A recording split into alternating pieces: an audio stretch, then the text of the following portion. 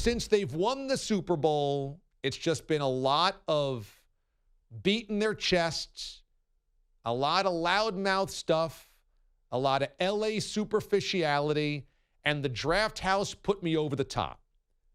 They rented this ostentatious, ridiculous mansion in the hills that they developed around a reality show, and they had McVay and Snead in there, and it's this big, lavish mansion. They didn't even have a first or second round draft pick. Nobody else has a draft house. The Rams apparently need one.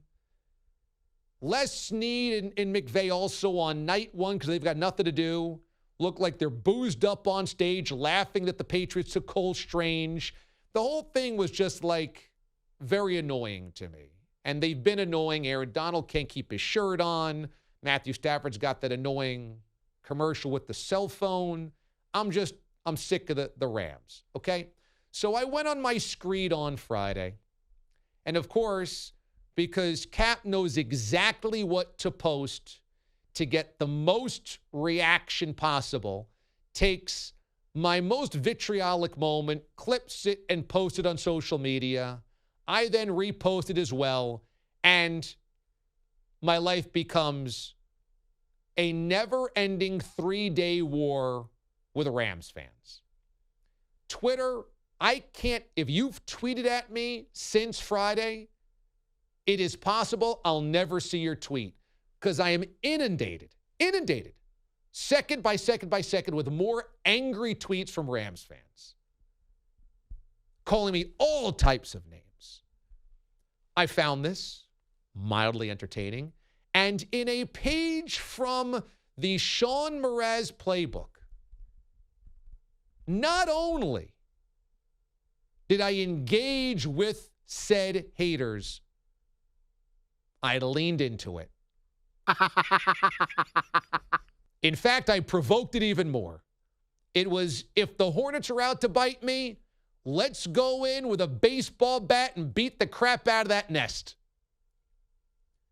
And all weekend long, if it died down a little bit, I just threw a little bit more chum out there for them to get all fired up about. And I had to imagine, Mraz, as you were probably following my timeline, I retweeted some stuff, I commented on a lot of stuff, you must have been thinking to yourself, wow, DA's really taken a page out of my book. I absolutely did. I had two thoughts this weekend. One, I'm so proud. I'm so very, very proud. Wow. Because not only were you doing it, you were doing it better than me because you were winning.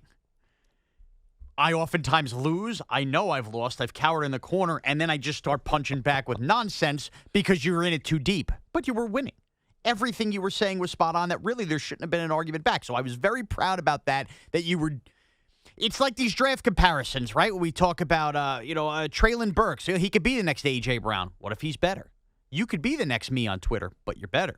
You were very better in that spot. So I absolutely agreed. And then there was a second part of me that went back to the last 8 years of our work, 9 years of our friendship, working relationship, towing the line between both, where several times I've heard DA in my ear, don't represent the show that way. Just back off. Stop doing that. Stop doing that. And then there was DA arguing with mascots on Twitter. And I said to myself, doesn't heed his own advice. Doesn't heed his own advice. I have no leg to stand on anymore if you want to go after anybody and everybody on Twitter, because I courted the fight all weekend long. And there's a third point, and I think you're going to get to it, but I just want to, maybe I'll sit you up. Felt like you enjoyed it. I did. I did. I did. Now, I'm going to tell you this. Just as a word of experience, being in the middle of something, if you ever wondered what it was like to have legions of people hate you constantly and berate you constantly so that your social media feed is just inundated, flooded, and you can't get out of it, there's an element, if you believe you're truly right, where maybe it's enjoyable. If you find the theater in it, which I did, I found that enjoyable. But it does take a toll.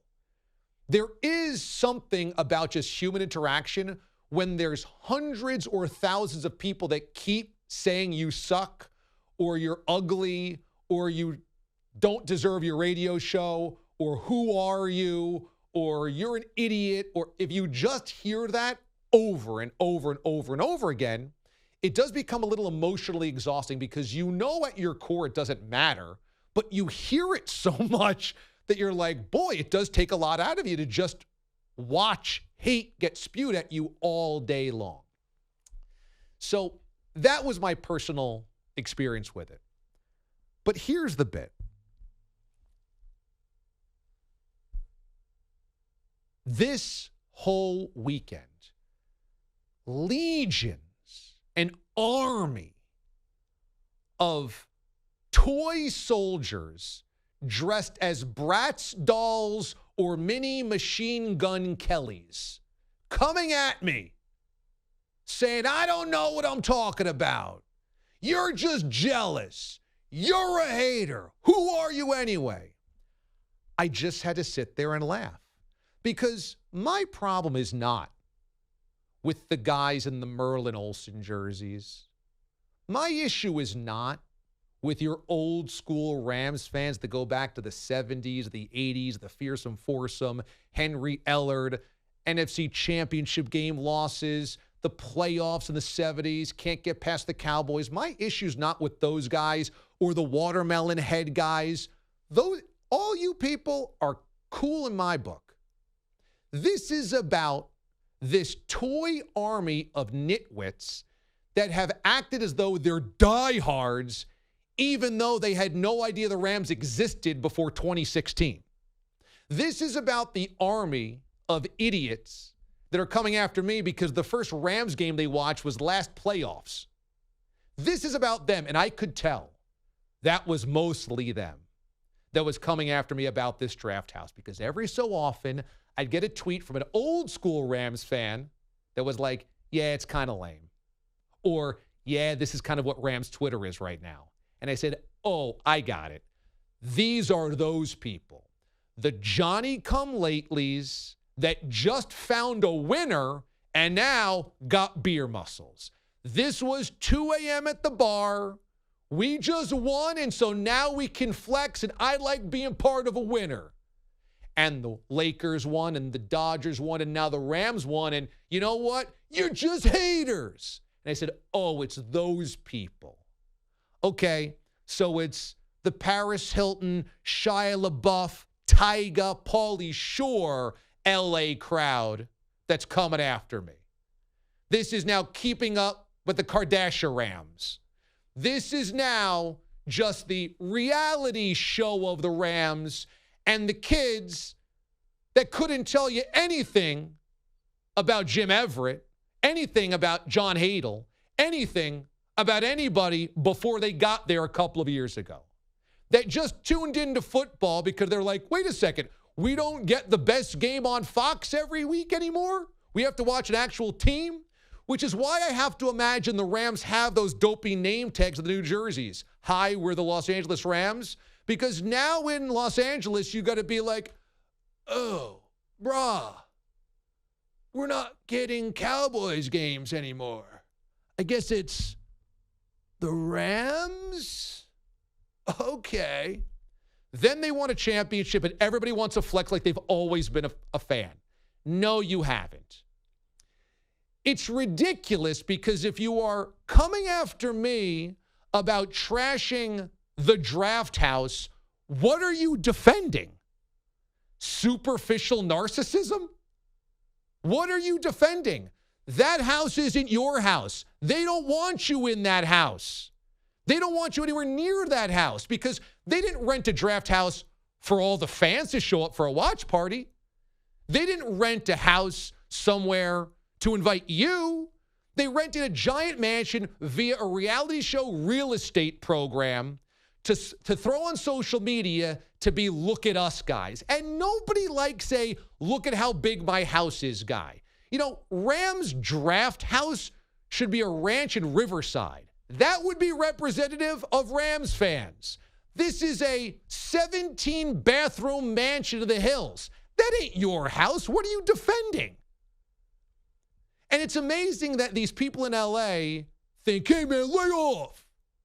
It's like in New York, if I went on the radio and trashed $2,000 suit, Wall Street bro, courtside at a Knicks game, ignoring his date and on his phone the entire night, nobody in New York would be like, hey, man, lay off the New Yorkers. We'd all be like, yeah, that guy sucks. But I point out the superficiality of L.A., and this Twitter army blows up. What do you mean, man? You're just jealous, man. I said, oh, I struck a chord. Oh, I see. I struck a chord. Because all of these half-brained, sun-baked fish tacos that came after me essentially know they're caught. They don't know football. They bought their first Cooper Kupp jersey or Aaron Donald jersey in the last 18 months. They finally have a winner, and so now they can flex, but they don't know. And so just anything attached to the Rams becomes, oh, you're just jealous. You're just jealous. Man, these are the same people that think Vince Ferragamo is a dish at Olive Garden. These are the same people that think Jackie Slater was on Saved by the Bell, the reboot. They don't actually know football. It's just there's a Rams logo and someone's making fun of them outside of L.A. Wait a second, we're winners, man. We're winners, which is what makes this so entertaining and so childish and superficial. What exactly are you defending? What exactly is it that you think you're defending? The honor of a team that showed up 5 minutes ago? Oh, I'm sure the hundreds of Twitter accounts that blasted me over the weekend definitely were locked into the Mark Bulger years. Oh, I'm sure you guys were watching the Jeff Fisher, Steve Spagnuolo, Mike Martz St. Louis Rams a couple of years ago, right? You were all in. And what makes you so angry anyway? Like, if these were Lions fans coming after me, or Browns fans coming after me, I'd understand it. Those people have a right to be angry. They've been rooting for that team for decades, generations, parents and grandparents. They got 6 months of winter. They got lake effect snow. They've been a punchline forever. You got a football team 8 years ago and have gone to 2 Super Bowls. Why are you so angry? You didn't care about them before they got there. And if you did, you weren't the people coming after me on Twitter. I saw all the people on Twitter. Oh, those guys. Got it. It's those guys. You know, also, Rams fans have this amazing ability, at least this part of the army, to be arrogant. Oh, we're the winners. You can't stand the success. We're the champs. Take a hike, loser. Take the L. Man, you're a Jaquiski tart drop away from losing to Jimmy Garoppolo in the NFC Championship game. You are 5 end zone penalties away from losing to the Bengals in the Super Bowl. The Bengals. So you might want to back off on the beer muscles. Also, you know how I know that organization sucks? Not just because they're buying a draft house or renting a draft house to show how cool we are. We're like so LA. We're like so cool, right? Also, their GM, Les Snead, wore a T-shirt with his own quote on it at the parade. That's like giving yourself your own nickname. You can't do that. Somebody else has to wear the shirt with your quote on it. If you wear your own shirt with your own quote, you're a loser. Them's the rules. I could tell who I hit a chord with because they were uber sensitive because they know. The rest of the NFC West must laugh at these people all of the time. Seahawks fans have sat in the rain for 20 years watching Matt Hasselbeck. Niners fans have been watching Super Bowl champions since the early 80s. Even Cardinals fans have more of a leg to stand on because at least they've been dealing with losing since the 80s and are still there. Rams fans, you ducked out for a quarter century. You didn't care, so don't act like you do now. Again, this is not about the fans that go way back.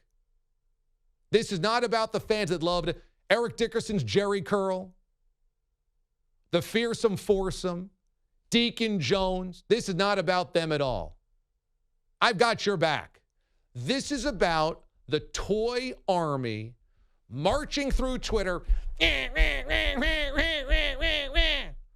Rams, Rams, Rams. Man, even the mascot tweeted at me.